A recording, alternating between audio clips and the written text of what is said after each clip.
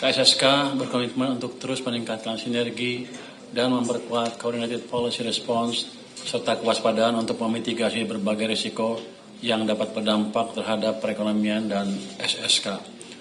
KSSK juga telah dan terus berkomitmen untuk mendukung sektor real dan program Astacita serta program prioritas lainnya guna mendorong pertumbuhan ekonomi yang berkelanjutan demi mencapai kemakmuran bangsa.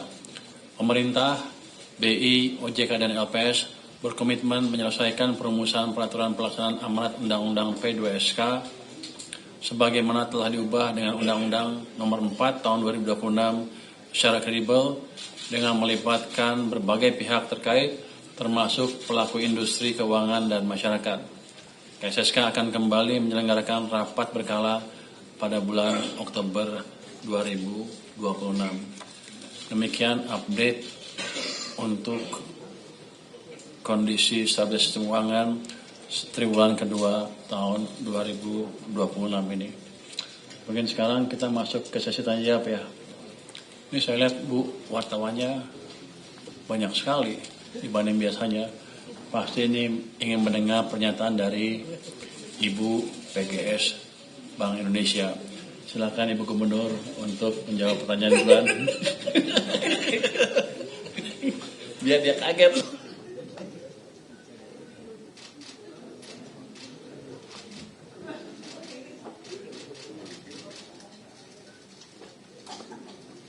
Atau begini Bu, biar terkendali. Curang nih, saya duluan yang jawab ya.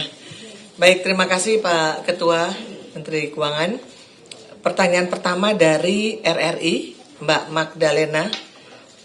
Magdalena, mana Mbak Magdalena? Kok ada dua? Oh, yang satu foto gitu ya. Baik, pertanyaannya cadangan devisa terus menurun sejak awal Januari. Berapa cadef yang sudah digunakan untuk stabilisasi rupiah dan pembayaran utang luar negeri hingga Juni? Oke, itu rahasia, nggak boleh itu. Nggak boleh. Bu berkuasa pun dan semenang-menang. Baik, yang jelas gini, posisi cadef kita tertinggi di 2026 itu sekitar 156 miliar US dollar. Nah sekarang ini posisinya 145 miliar dolar.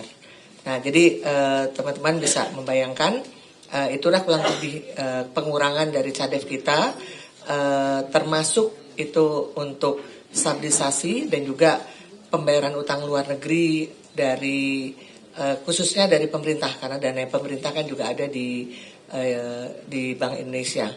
Jadi angka 145 miliar itu masih relatif aman karena masih sekitar 5,4 bulan kali import dan pembayaran utang luar negeri pemerintah. Sementara threshold ataupun benchmarking di internasional itu adalah 3 bulan. 3 bulan import dari dan pembayaran utang luar negeri pemerintah. Jadi itu yang bisa saya sampaikan yang pertama. Kemudian yang kedua dari Suar Mas Kris Wibisana. Oke, orang Sunda ya Mas ya. Kalau Jawa Wibisono. Mas sekarang Wibisana sana ya. Biar nggak tegang nih, pertama kali soalnya saya KSSK nih. Depan Pak Menkyu lagi. Tapi kita sinergi Pak. Baik, seperti apa dampak kenaikan BI rate 100 basis point pada stabilitas sistem keuangan? Apakah transmisi kenaikan suku bunga mempengaruhi stabilitas? Jika iya, seperti apa?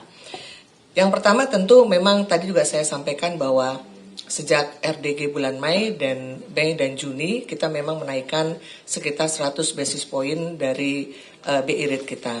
Tujuannya apa? Karena memang pada saat 2 bulan periode tersebut kondisi global itu sangat volatile.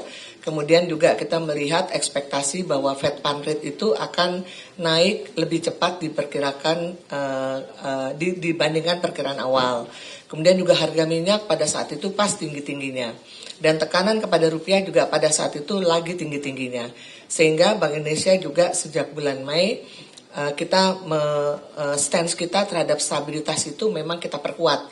Ya, sehingga antara lain itu dengan menaikkan suku bunga 100 basis point, sehingga tentunya dengan harapan yang pertama akan terjadi repricing dari aset rupiah kita, dan juga memberikan spread yang lebih menarik terhadap aset didominasi rupiah. Dan dampaknya memang kalau kita lihat, dan juga kenapa kita berani melakukan hal tersebut, karena juga pada saat itu bahkan kalau kita lihat sekarang suku bunga pertumbuhan kredit itu juga masih alhamdulillah masih kuat. Di bulan Juni kemarin tumbuh di atas 12%. Sementara pada saat yang sama kita menghadapi tekanan di stabilitas kita, yaitu khususnya untuk rupiah dan juga untuk inflasi yang trennya kemarin naik di volatile food. Sehingga ini yang menyebabkan di Bank Indonesia kita harus memilih bahwa stabilitas ini menjadi prioritas kita 2 bulan tersebut, sehingga kita naikkan suku bunga. Dan dampaknya kita lihat yang pertama tentu inflow masuk ke memang saat ini baru di SBN dan SRBI, sehingga di kuartal 2 kenaikannya cukup signifikan, sehingga in total sudah terjadi inflow sekitar 8,5 sampai 9 miliar US dollar. Jadi itu tentunya akan menambah cadef kita. Kemudian yang kedua juga kalau kita lihat adalah pengaruh dari inflasi. Jadi inflasi dengan kita lihat hari ini tadi pagi kan baru dikeluarkan inflasi oleh pemerintah, dan satu hal yang kelihatan signifikan adalah keberhasilan pemerintah juga dalam menangani inflasi di volatile food, yaitu pangan yang bergejolak, di mana inflasi pangan ini turun cukup signifikan dari yang bulan lalu di atas 5%, sekarang di level 2,5%.